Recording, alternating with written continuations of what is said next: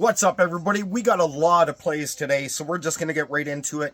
Jaden McDaniels over 8.5 rebounds and assists. He's covered this 5 straight, 9 of 10, averaging 10.8 per game over that stretch. 17 of 33 at home, averaging 8.27 at home. 10 versus Utah last time they played, minus 115 on Bet99.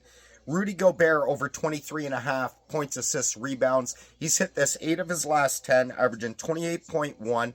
18 of 30 at home, averaging 25.6. He had 30 versus Utah last time they played, minus 115 on DraftKings. My analytics actually love a lot of Rudy Gobert and Norman Powell stats. I actually like a lot of Norman Powell stats too, as I'm going to next. Norman Powell over 20.5 points and rebounds, hit this 9 of 10, averaging 7.9 per game, 24 of 25 at home he's covered, averaging 26.8 per game at home. 30 versus Charlotte last time they played, minus 115 on Bet365. I like Norman Powell to get over 20 points in this game, period. That's why I like a lot of his stats overall. Norman Powell over 22.5 points, assists, rebounds. 9 of 10 he's covered, averaging 29.9. 24 of 25 at home, averaging 29.12. There's only been one home game all season that he's played in where he hasn't covered this number. 34 last time they faced the Hornets, minus 115 on Bet365. And one more, Norm Powell, over 17.5 points. 9 of 10 he's covered, averaging 24.1.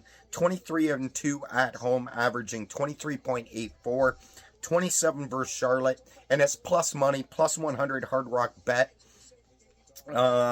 Royce O'Neal over 1.5 threes. He's covered this 8 of 10, averaging 2.5 per game over that stretch. 41 of 61 on the year, averaging 2.43. 2 of 3 versus the Lakers, averaging 2 per game. I expect him to get 2 again tonight. I don't expect 3 or 4 from him. I expect to sweat that out until the fourth quarter, most likely. Garbage time minutes, probably when he's going to hit that second, in my opinion. Hopefully he gets it out of the way in the first quarter, but anyways, minus 138 on Bet Victor. Taurean Prince over 1.5 threes. He's covered this 8 of 10, averaging 2.1 per game. 22 of 35 at home, averaging 1.97 per game. 2 of 2 versus OKC, averaging 2 per game. Again, I expect this to be a sweat it out until the end type play. Minus 145 on DraftKings. Other ones I'm looking at, Evan Mobley, if you get it in over 0.5 threes, I just don't think you're going to find a number under minus 200, minus 210 is probably where it's going to sit at. Anthony Edwards, I'm leaning his rebounds. Not sure if I'm going to play it or not.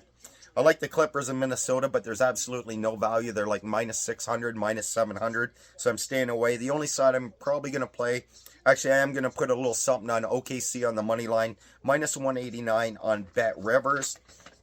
NHL tonight, we got Josh Morrissey over 1.5 shots on goal. He's covered this 7 of his last 10, averaging 2.9 per game. 41 of 66 on the year, averaging 2.17. And he's 2 of 2 versus Seattle, averaging 3 per game. Minus 188 on DraftKings. Cutter Gauthier over 1.5 shots on goal. He's covered this 7 of his last 10, averaging 2.2 per game. He's hit this number 22 of 33 games on the road, averaging 2.36. And he's 2 of 2 versus St. Louis, averaging 4 per game when he faces the Blues. Minus 142 on DraftKings.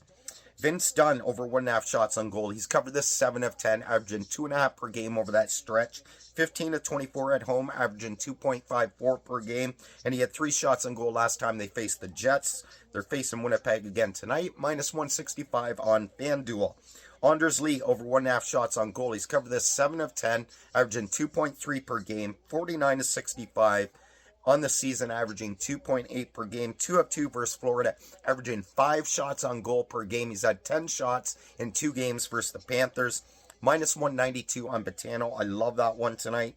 Moritz Seider, play him a lot because he's Mr. Reliable in my opinion.